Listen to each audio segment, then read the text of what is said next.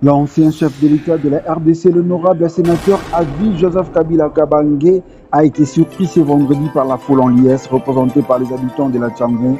Chants d'honneur et applaudissements étaient à l'ordre.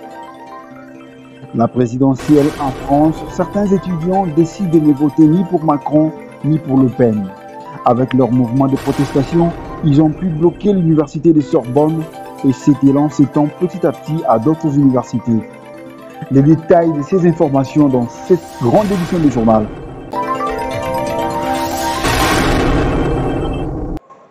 Madame, Messieurs, merci et bienvenue à cette grande édition du journal de Baobab News GV. Débutons ce journal avec la primature où le Premier ministre Jean-Michel Samalou Kodé a reçu ce vendredi 15 avril 2022 l'ambassadeur extraordinaire et plénipotentiaire de la Tunisie, M. Bouzekri Rimli, qui a conduit en sa suite auprès du chef du gouvernement l'investisseur tunisien Fokker Fakfak. Suivez ces reportages.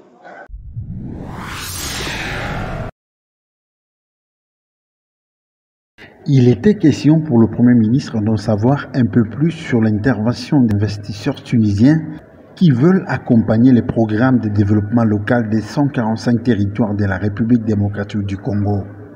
Se confiant à la presse, l'ambassadeur tunisien a souligné que plusieurs projets d'investissement sont envisagés par son pays pour accompagner les programmes locaux dits des 145 dans les différents secteurs de la vie nationale. À en croire l'investisseur tunisien qui s'est seulement exprimé devant la presse. Dans tout ce qui est énergie et tout ça, mais surtout nous avons parlé également de la coopération triangulaire.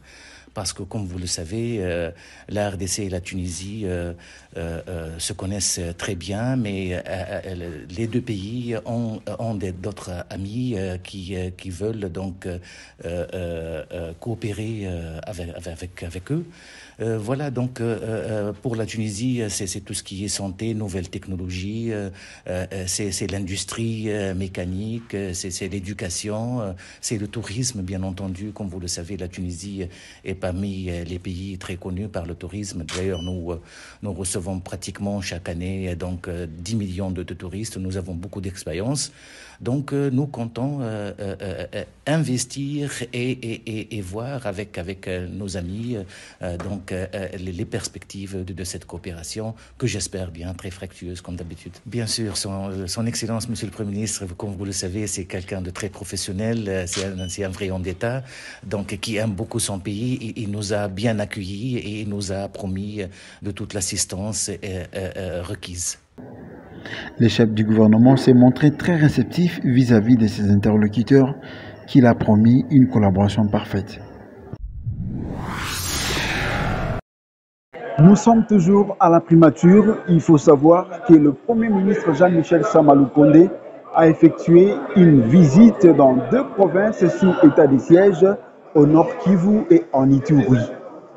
Et je vous laisse suivre, chers téléspectateurs, son arrivée à Bunia et sa réunion avec les acteurs humanitaires et sa visite du stade Kindia à Bunia. Suivez ces comptes rendus.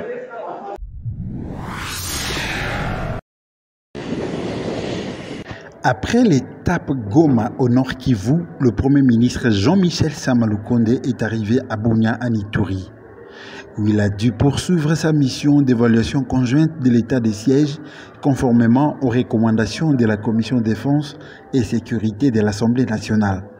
Au bas de la passerelle à l'aéroport Murongo de Bunia, le Premier ministre Jean-Michel Samalou Kodé a été accueilli par les gouverneurs militaires Johnny Luboya Nkashama et plusieurs autorités militaires et politico-administratives, les députés provinciaux et toutes les forces vives de la province. Nous, en tant que gouverneurs, parce que vous savez, la différence de l'armée, la gestion de la chose publique nous demande de rendre compte. Et donc nous avons rendu compte sur les réalisations que nous avons faites depuis les 11 mois où nous sommes ici. Et nous avons donc exposé devant le Premier ministre avec les députés ainsi que notre hiérarchie. Et je pense qu'ils ont quand même vu le travail. Dans cette partie du pays, le Premier ministre a eu une réunion avec les acteurs humanitaires. En effet, c'est la deuxième fois qu'on rencontre le Premier ministre qui est en visite ici, et c'est la deuxième fois qu'il nous donne donc l'opportunité d'exposer la situation de la population dans la province et également les défis auxquels la population, mais également les acteurs humanitaires font face. Dans la province de l'Ituri, on a en ce moment 2,9 millions de personnes qui sont dans le besoin humanitaire, 2,9 millions de personnes qui sont en insécurité alimentaire et plus de 1,9 million de personnes déplacées. La plupart de ces personnes déplacées sont en famille d'accueil et sont accueillies par les communautés qui partagent leur maison et leurs repas avec elles. Et on a aussi environ 250 000 personnes qui se retrouvent en site de déplacés. Donc évidemment, les acteurs humanitaires sont là aussi pour accompagner le gouvernement et délivrer l'assistance humanitaire d'urgence. Mais malheureusement, nos moyens sont limités et nos mandats sont limités pour faire de la reconstruction ou investir dans des solutions plus durables. Et c'est aussi un des points de plaidoyer qu'on a passé au gouvernement, notamment d'investir dans la reconstruction de toutes les infrastructures détruites. Aussi, le Premier ministre a eu une réunion avec le Conseil de sécurité, signalant que le chef du gouvernement a bouclé sa mission par la visite dans le stade Kindia à Bunia.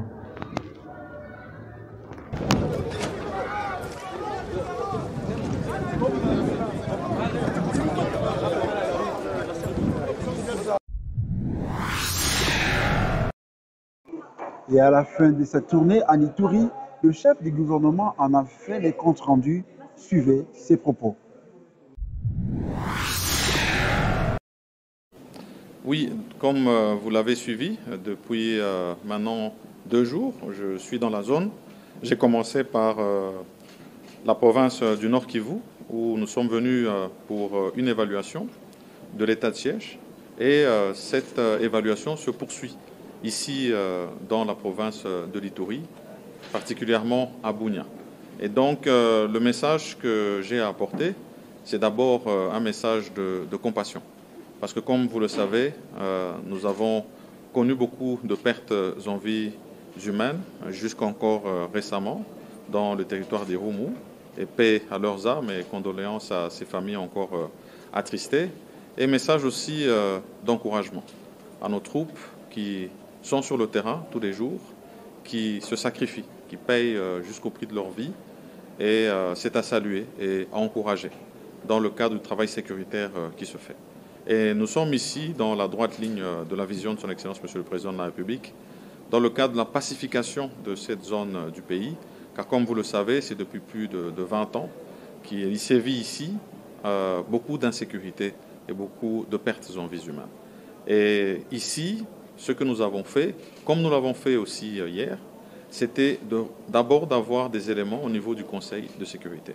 Nous avons été très bien accueillis par la population iturienne et nous leur disons merci pour l'accueil qu'ils ont bien voulu réserver à notre délégation, composée bien sûr des membres du gouvernement, mais aussi des députés et sénateurs originaires de la province de l'Ituri et membres de la commission défense et sécurité. C'était l'occasion pour nous d'avoir des éléments à date, des opérations telles qu'elles sont menées dans le cadre de l'état de siège. Mais pour pouvoir approfondir en fait, la question, nous avions besoin d'échanger aussi avec les autres couches de la population. Donc bien sûr, nous avons eu à échanger notamment avec les membres de l'Assemblée provinciale ainsi que du gouvernement qui sont en veille. Nous avons eu à échanger avec les humanitaires, avec la société civile, avec la FEC et bien sûr les chefs coutumiers. Mais tout ceci dans le but d'avoir le ressenti de l'action qui est menée actuellement ici dans la province de l'Ituri. Ce qui a beaucoup capté notre attention, c'est ces questions humanitaires. Vous avez remarqué qu'à cause des opérations sur le terrain, nous avons beaucoup de déplacés et ça nécessite vraiment que le gouvernement s'implique. L'ancien chef de l'État de la République démocratique du Congo, Joseph Kabila Kabange, a été surpris ce vendredi 15 avril sous la pluie par la foule en liesse représentée par les habitants de Tchangou, chants d'honneur et autres applaudissements étaient à l'ordre. Suivez cette ambiance.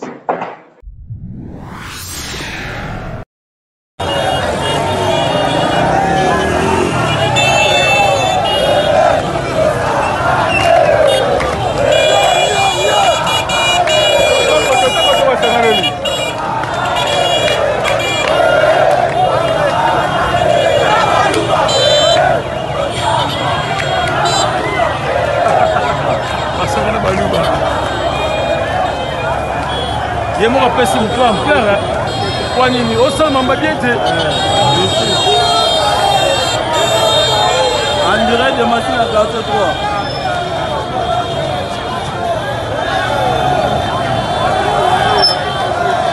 Joseph Kabila a fait parler de lui-même. Joseph Kabila a fait parler de lui-même. Raïs.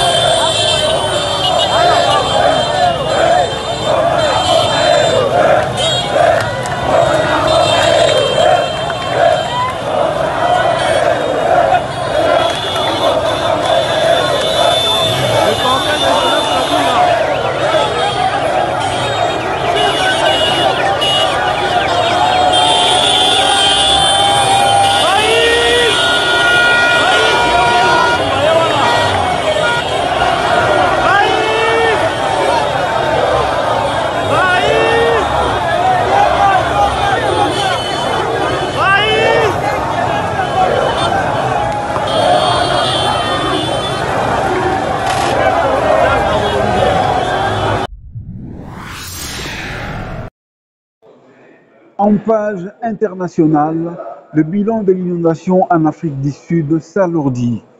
Il est désormais à 341 morts. Les secouristes continuent de poursuivre leurs recherches pour trouver des survivants et des milliers de personnes ont perdu leurs habitations. De nouvelles précipitations sont attendues ce week-end. Suivez ces reportages. Vue du ciel, la région de Durban est à peine reconnaissable. Dans cette zone, les torrents de boue ont englouti cet entrepôt, laissant des centaines de conteneurs s'amonceler sur les routes. Au sol, c'est un paysage de désolation. Les pluies torrentielles ont tout emporté sur leur passage, comme dans ce township aux abords de Durban, où de nombreuses maisons en tôle ont été détruites. Quand j'ai ouvert la porte, l'eau était si haute sur la porte que je suis allé réveiller les enfants et ma femme. Nous avons tout laissé derrière nous, parce que nous avions peur pour nos vies. Le bilan humain est lourd. Des centaines de personnes ont péri, ensevelies dans des glissements de terrain. Les autorités dénombrent au moins 40 000 sinistrés. La plupart des victimes ont été recensés dans la région de Durban, épicentre des pluies torrentielles qui ont commencé le week-end dernier. L'état de catastrophe a été décrété. Partout dans la province du KwaZulu-Natal, dans l'Est, les opérations de sauvetage se poursuivent. Mais avec la destruction des ponts et des routes, de nombreuses zones sont aujourd'hui quasi impossibles d'accès. Malheureusement, la majeure partie de notre travail consiste à récupérer des corps. Je participe à des opérations de secours depuis près de 20 ans. Je suis un fils de la province de Natal, mais je n'ai jamais vu une telle catastrophe. Du jamais vu depuis 60 ans. Les autorités locales ont lancé un appel aux dons de produits alimentaires non périssables, de bouteilles d'eau, alors que des pluies sont attendues ces prochains jours. Des intempéries qui devraient aussi affecter les provinces voisines du centre et du sud-est du pays.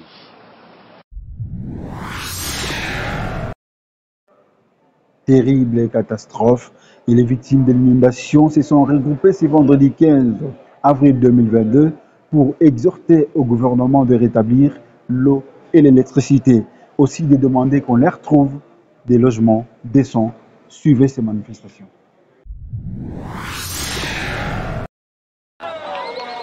En Afrique du Sud, après des inondations dévastatrices, le courroux des manifestants. Dans la ville de Durban, une centaine d'habitants du quartier populaire de Bambaye s'étaient rassemblés ce mercredi pour exhorter le gouvernement à rétablir l'eau et l'électricité. Pour demander aussi que leur soit trouvé un logement décent, alors que des milliers de maisons ont été détruites par la tempête qui a frappé la côte est du pays, la pire qu'a connue l'Afrique du Sud depuis plus de 60 ans. En l'espace d'un instant, certains habitants ont tout perdu. Ils oscillent aujourd'hui entre désespoir et colère. Mercredi, dans la rue, les manifestants ont brûlé des pneus et caillassé des voitures pour dire leur lassitude d'être trimballés de logements temporaires en abri de fortune. Les protestations se sont étendues au nord de Durban, à Isikwini et Ntuzuma notamment.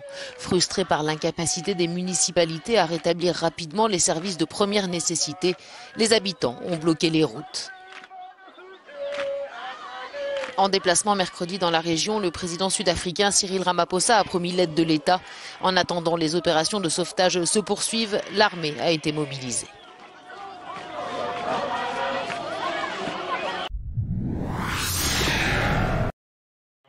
Toujours en page internationale, je vous l'avais annoncé au sommaire de cette édition, certains étudiants français décident de ne voter ni pour Macron ni pour Le Pen. Il faut savoir que l'université de Sorbonne est bloquée et ce mouvement s'étend petit à petit à d'autres universités. Suivez ces mouvements.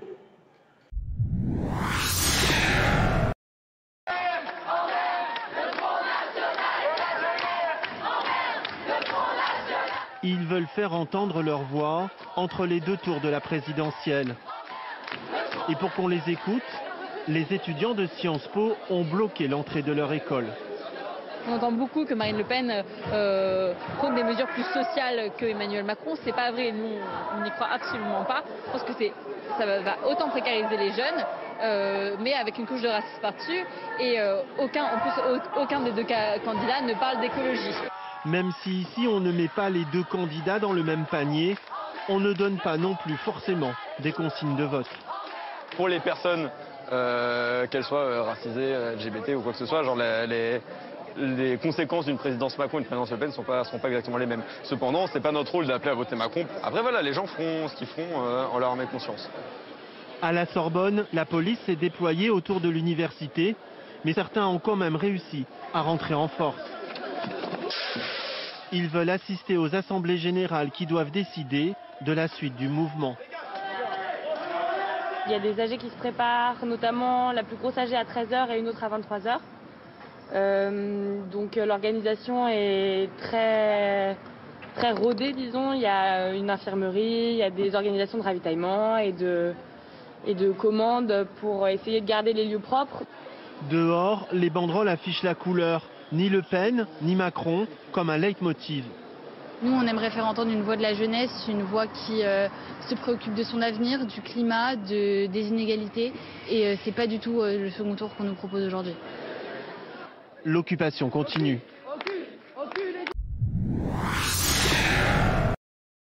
C'est par la présidentielle française que nous bouclons complètement cette édition. Madame, Monsieur, nous sommes arrivés à la fin de ce journal. Vous avez été nombreux à nous suivre de partout à travers le monde. Nous passons en direct sur PST Télévision. Nous sommes sur YouTube avec la chaîne Baobab News GV. Continuez à nous suivre en replay et de partout à travers le monde. Au revoir. Que Dieu vous bénisse.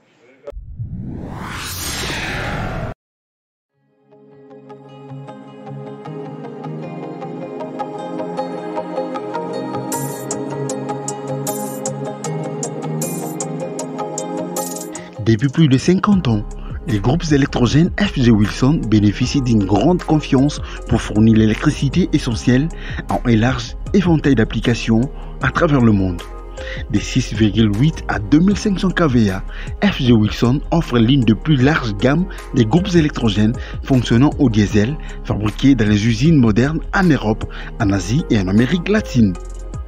On trouve nos groupes électrogènes installés dans de nombreux bâtiments parmi les plus emblématiques du monde, dans des hôpitaux, des banques, des usines, des chantiers de construction, des supermarchés ou alimentation, aux instituts et universités, dans de bars bistrots boîtes de nuit, dans des hôtels, des églises, des bureaux et réseaux de télécommunications assurant en toute discrétion l'absence totale des coupures de courant. La distribution de ces genres de qualité est assurée par Unicompex Congo. Unicompex Congo est planté dans plus de 10 provinces de la République démocratique du Congo, dont Kinshasa, Katanga, Goma, Maniema, Bunia, Beni, Bukavu, Aro, Kisangani, Ouatta, Butembo. Unicompex livre aussi dans les 9 régions du Congo-Brazza, dont Pointe-Noire. Nous sommes très fiers de l'héritage de notre entreprise et continuons à répondre aux besoins de nos clients, petits ou grands, avec une puissance sur laquelle ils peuvent compter. Retrouvez Unicompex à une seule adresse à Kinshasa, 1458 avenue Colonel Loukoussa à Gombe.